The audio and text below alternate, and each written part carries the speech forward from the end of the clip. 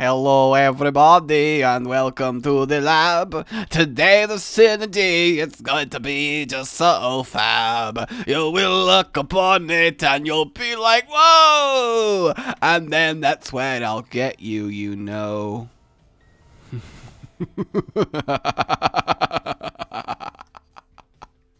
I can't stop, I have evil laughitis. Every now and then, I have to talk while evil laughing. I just can't stop. I'm actually really sad. Okay, look, it's genuinely quite difficult to try and cry while also evilly laughing, while also talking about having a rare condition where I must evil laugh for a fair few minutes while continuing to talk. Doing those three things at the same time is actually quite a feat, and one that I'm not especially capable of. Well, okay, so Today we're going to do something so deliciously simple. We're going to be asking ourselves, gosh darn it, why did we not do this before?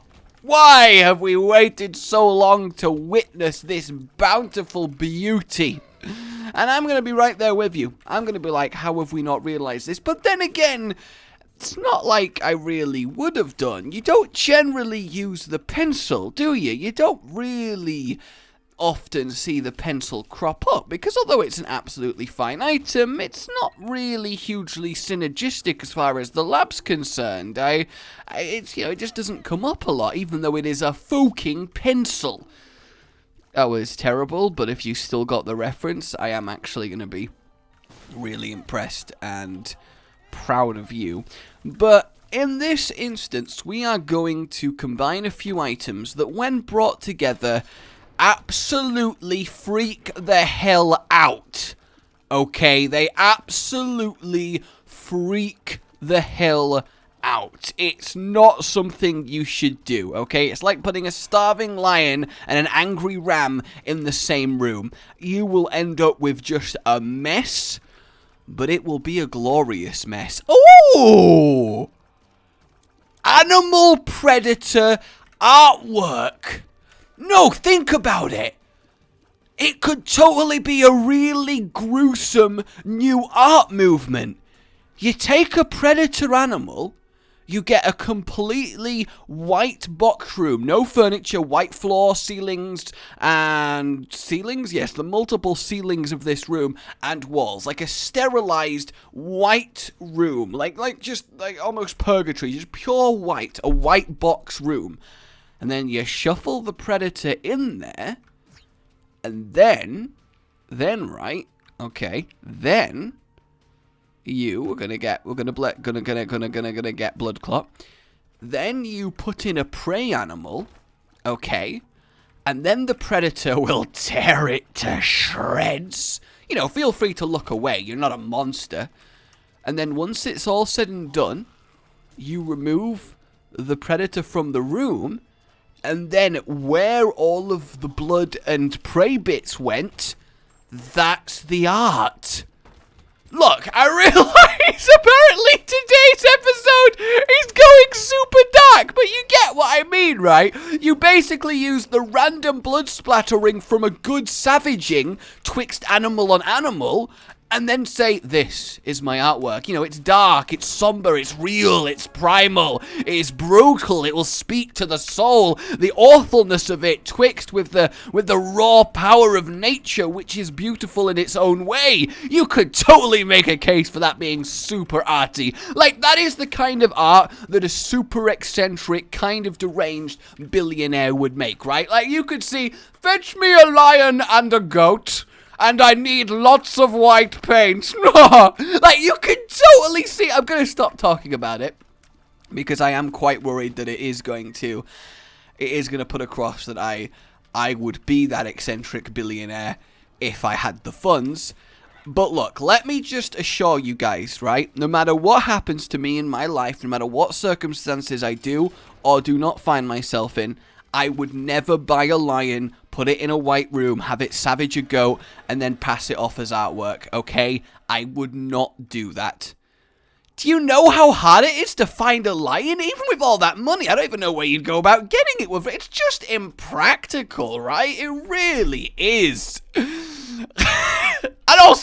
Also, I think conceptually it's interesting, but I don't think anyone should actually, you know, encourage that. Well, I mean, it's cruel, isn't it? I absolutely adore animals. You guys know that. I am big on the animal world and love learning about them. I think they're beautiful, majestic creatures, all of them. I try and own as many as I can. I absolutely think they're fantastic, you know, and I think it's absolutely a travesty what happens to some of them.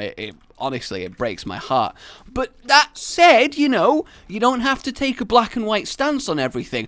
I think conceptually speaking, I could totally see that being I mean, maybe not interesting, but at least an art movement that could totally happen in the right circumstances, and at least have some kind of, I see what you're going to it. Like, you could hold both those beliefs, right? Like, you can not like something, but also think that that thing is cool or pretty or good, you know? You can have those mixed feelings. Like, if you've ever got in a fight with a sibling or your parents, and you're like, I hate you so much right now, yet you still love them. They're not mutually exclusive, right? You can both hate and love something at the same time. So, you know, I don't think that's a completely unfair thing to say. But then again, I will admit, something just triggering that idea, and then I felt the need to repeat it to thousands of people. I don't know. But then again, you could totally imagine art snobs walking around with like a handkerchief over their nose going, yes, I love the way the femur bone shattered and end up spewed around there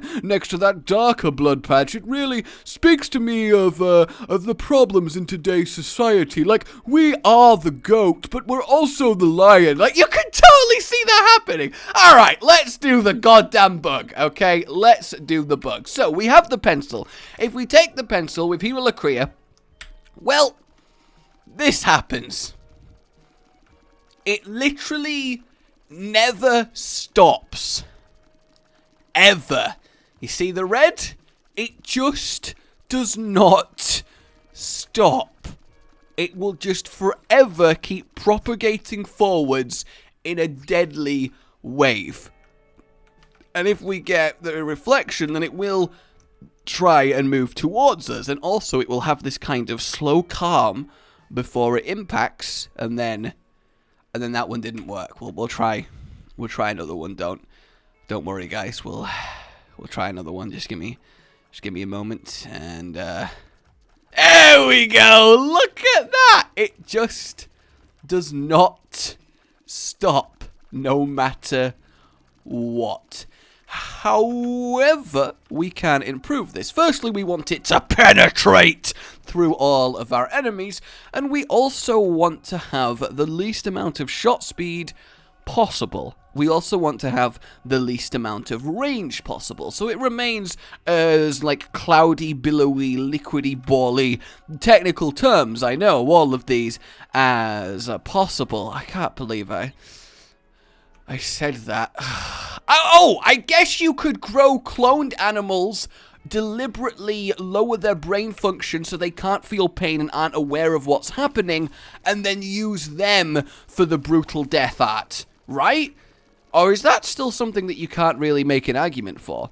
Like, if you breed mice to feed to snakes, is that cruel? Or is that just you need food for your snakes, so there you go. Like, I think there's interesting debates on whether, you know, having pets that require live food, or at least food that was previously alive and, you know, was bred to be killed and fed to other animal that person is keeping. Because, essentially, is it any different from that?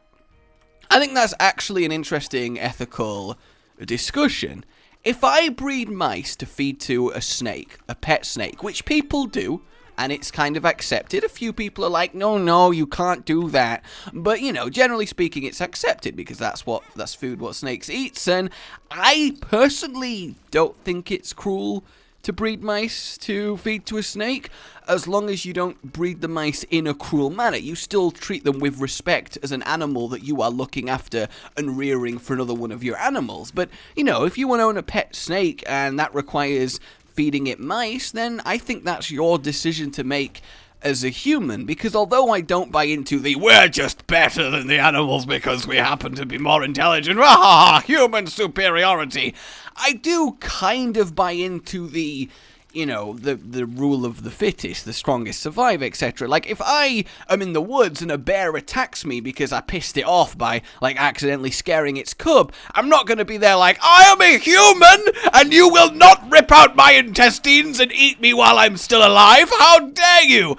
I would be like, well, fuck, this is terrifying, but right now, this bear is more powerful than me. It can do with me what it likes. I have absolutely no way to stop this. I am at its mercy, and that is the natural order of things. This animal is more powerful, and right now in this situation, it is in control. And I don't think it's inherently wrong to exert that in a kind way. Because that's why I don't think having pets, like, in a vivarium, in a cage, right, like a hamster in a cage, I don't think it's cruel as long as you're looking after it well. I think that's the point to make, right? I think it's entirely fine if you want to have a hamster in a cage for your amusement. That's absolutely fine. You can do that as a human because the hamster can't stop you. But that doesn't mean you should be cruel. Like, if I was captured by a giant cyclops to be eaten, I'd be upset about it, but I would appreciate it greatly if the cyclops at least treated me kindly and gave me a nice place to sleep while I waited to be killed. Maybe that's me, maybe that's backwards, but all I'm saying is if you're cloning brainless animals to kill each other in a white room for art, then maybe that's okay. What is this fucking episode? Oh my god! Alright, so we want to add a little bit of magnetism, otherwise we won't do a lot of killing when it comes to this. Oh, I don't know. I feel like, I guess essentially, I feel like there's not enough middle ground when it comes to animal-based discussions. There's a lot of either everything or nothing, like you can't do anything or it's all fine, they're just animals. I feel like there is definitely an actual middle grey area with a bit of both that people don't really take into account that much. Look at the glowing pile of squirty red! And I want to say it's blood. It is blood, isn't it? This is what the artwork would be like, but it wouldn't be moving all the time. I've been talking about this for 13 fucking minutes. How about I balm all this grimness? God damn it. Oh, look at that. Look at that. It's so beautiful and it just does not stop. You can't stop the splash. No, you can't stop the splash. How about I balm all this and tell you the latest way in which I embarrassed myself recently. And I still don't completely blame myself because my neighbor is a noisy, my neighbor's a noisy piece of shit. Now, they're not noisy, but they are nosy. I never thought in my life I would actually live in one of those typical movie situations where your neighbor is a constant spy. They're desperate to know what you're doing. They find whatever you're doing really interesting for some reason, and they just have to be aware. But I swear to God, that's what I have here. That is what I have here. Next door neighbor, who is slightly higher up than us, because the hill kind of goes up, so they have a overlooking view into our kind of garden area and house area, so that doesn't help. But I swear to God, Danny goes to work, so she opens the side door, and I go up and I say goodbye to her, you know, and that's fine and nice. And half the time, I instantly look past her shoulder up at the side door of the neighbor's house and see her watching. And I know she's not just happening to be going out as well at that time. I know that's not happening because as soon as I finish saying goodbye to Danny and she walks off to go to work and I go back inside, she goes back inside. She's just a nosy bitch. And this means that whenever anything kind of happens outside, she needs to know about it. And obviously with having the kitchen done, which I can say is almost finished, it just needs a bit of paint. I'm excited. But it means that she's always, like, whenever the builders arrive, she's watching, she's trying to know about it. When the gardener came round to have a look, whoa, she's got to know about it. Any kind of sound, essentially when you walk through the like front garden to get to the street, you've got to like Pink Panther it. You got to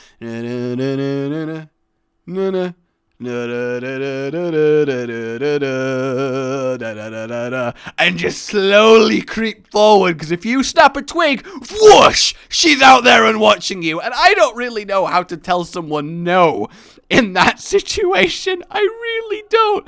So Jacob's Ladder is the last lovely addition to this. It really adds a final bit of pizzazz. Well, I guess I should more accurately say pizzap. Pizzap. I know, really funny, hilarious stuff. And by the way, guys, I have checked all the worms. I have checked so many other synergies. So many things don't actually work with this. They don't change it. They don't change how it looks. They don't change how it affects. You can add rubber cement, which adds an interesting little deal, or you can go continuum, which changes the color, but personally, I like the splash. Adding rubber cement loses the splash. Hey, there's with the Jacob ladder, look at that. Adding rubber cement loses the splash, and adding continuum kind of ruins the color scheme. So that's the main two contenders here. So she's very noisy, is what I'm saying. You can't sneak. You cannot sneak. So I got a call from my dad the other day who said he wanted to look at that, by the way. And if we go to our 2 darkness level, suddenly it becomes very, very, very cool. Look at it. It's just so much lightning emanating from the endless wave blood point. Oh my god. Oh my god, I absolutely love it. I still can't get over what I spent most of this talking about. I really can't. I don't know, sometimes I like to be more serious in this, and I don't know. I don't believe in censoring or hiding or neutering one's opinions or thoughts in an online setting just to try and appear more, I don't know, likable or wholesome or different. Or I feel like a lot of people on the internet act not how they are, but how they think they should be to avoid a kind of public shaming. Now, obviously, I'm not saying go out your way and you know, take a camera to a forest like a fucking retarded piece of shit dirt-ass human, but I think a lot of the time, a lot of people do somewhat censor themselves. And obviously, if your real self is, I don't know, a psychopath, then, you know, you keep censoring. But if your real self holds an opinion that isn't inherently wrong but might not be wholly agreed with, I don't think you should keep that back. I think you should go for it, engage in the discussion, have an interesting conversation. One of the joys of life is having your beliefs challenged in an interesting way and actually having that conversation, not just following a hive mind of, this is the correct way to think about stuff. But, I mean, I don't really know if that applies with, animals and that kind of thing, but I don't know, it's just kind of on my mind. It really is, because the reason it's on my mind, if I'm truly honest, is because of my tegus, which are lovely, giant, vicious black and white lizards that are awesome. They're huge, 4 foot long, powerful creatures. Not quite 4 foot long yet because they're not adults, but they're getting there. And I was just messing around with the 2 of them and letting them wander around on my lap and the area around me and just interacting, saying hi. And at the same time, my blue-tongued skink called Nix in the vivarium above came to say hello. He likes to walk up to the front of the glass and kind of prop his head up so he can see what's going on, but still has a quick retreat if he doesn't like the look of it, and it's just adorable. So I was like, I see you there! So I opened it and got him out so he could meet the tegus. Now, I don't try and project human-y stuff onto lizards or animals in general, because it'll just get you hurt. Like, if you're like, oh, he's a sweet little heart, my little insert pet name here, he'd never hurt anyone. No, he probably would and could. He's still an animal. They no matter how tame and happy and well looked after, there is always a chance they just snap and bite your face off, which is exactly something that could happen with a human as well, to be fair. And obviously that means I know that lizards don't tend to get along, so I'm not going to be dangerous about this. So I lower Nix down, and there's about a foot of distance between Sylvie, the biggest tegu, and him, and I just want them to kind of get aware of each other's presence, because once they learn each other's smells, learn what each other looks like, they won't have too much of a problem, they won't be super aggressive. But as soon as I lowered Nix to that level, Sylvie hissed, tongue darted out to taste the air. As soon as it returned, hissed again, and sprinted at Nick's, mouth open. And obviously I was prepared for this because I know this can happen and they can be aggressive. So I lifted him out of the way, carefully put him back, and I was like, Sylvie, Jesus Christ, calm down. Held her for a bit and waited till she was calm, and then put her back so she could think about what she'd done. But I was like, God damn, if I was being careless, that could have ended awfully. Like, a tegu bite on a blue-tongued skink would be, I mean, that's a trip to the vets at best, otherwise it's, you know, potentially fatal at worst. So it was kind of a scary, sobering moment, and imagining what would have happened if I wasn't, you know, sensible in handling of the lizards. It was just, I don't know how I'd react to that situation if one of your pets does that to another. I find it kind of like almost a sobering thought. So I guess I've got like animal things on my brain recently, and it kind of came out as weird, horrific artwork. I don't know if you guys like it when I talk about more serious stuff in Isaac, I really don't. But I love this synergy with its blood pouring everywhere. Either way, nosy neighbor. Nosy neighbor. So I get a call from my dad, and he's like, so I found some great pans for your new kitchen, because he's a big fan of quality pans. I feel like everyone knows someone who really cares about what pans they use at a given moment, and no one else really does. And my dad's that person for me. He wants me to use good pans, and I'm like, I don't care if it's a container and I can cook in it, it's fine. And he goes, I found some perfect pans for you, and I left them in the doll's house. And I'm like, is this some kind of cryptic message? Do you mean the shed? And he's like, well, it's a doll's house. And I was like, I guess it is, because there is just a wooden sort of half shed. It looks like a giant doll's house. Clearly was like a kid here who lived here before and played in it, and I was like, all right, but it does feel like I'm being secretly told the package has been delivered, which was all well and good. And I kind of remembered at like 11 at night, and it had been snowing, all right, which is awesome. There's snow outside right now, and it was freezing, and I'm there in my owl outfit, as you guys like to know, my owl onesie, super comfy and toasty, and I'm like, alright, I can make the couple foot dash to the doll's house / shed and grab these pans. That's absolutely fine. Soon as I open my front door, I check, and I'm like, okay, she's not there. I might get to actually do something outside my house without being watched for once in my life. That would be absolutely lovely. And then I go into it, I find them, and I'm like, cool, this is fantastic. But at this point, I'm like, oh my god, it's so cold. Oh, and Daddy knew I was going out for them. So I kind of got to the front of the doll's house / shed, opened it up, and then stepped out holding a set of pans in both hands, kind of spread my arms wide so my wings deployed, and then stood in the snow in this owl, and I went, I've acquired the pans! Like I just been born in battle. Because I thought it would be funny, and Danny did think it was funny, because I'm hilarious. But then I looked to my right, and 5 feet away, she's just stood there looking at me, and I'm frozen holding 2 sets of pants above my head in an owl suit, having just said, I say suit, it's a onesie. It's like a wearable dressing gown, okay, guys? Owls are amazing, but I don't want to be one. I don't understand people like that. Either way, I'm just there having yelled at like fucking I am Spartacus, or are you not entertained? And she's just looking at me, and then she just steps back inside and closes the door while I'm watching her, and I'm like, oh my god. I don't feel bad, and this is what I'm saying. I'm not sure if it's entirely a self-embarrassment thing, because I like, stop watching me do things. It's really weird. Oh, it was so fantastic though. I do feel bad for everyone in my neighborhood, I really do. God, look at this amazingness. It's so fantastic. It really is. Okay. Where is the hush portal? Am I tears? Oh my god, Sacred Heart. Do we take Sacred Heart? I mean, we could add a little bit of homing to it. You know, I'm going to see what Sacred Heart does to this. You don't get Sacred Heart very often. You don't get Sacred Heart very often, so I thought I might as well see what occurs. You know, that seems like a good decision, right? Totally an amazing decision. What would this have been? Not really a good one.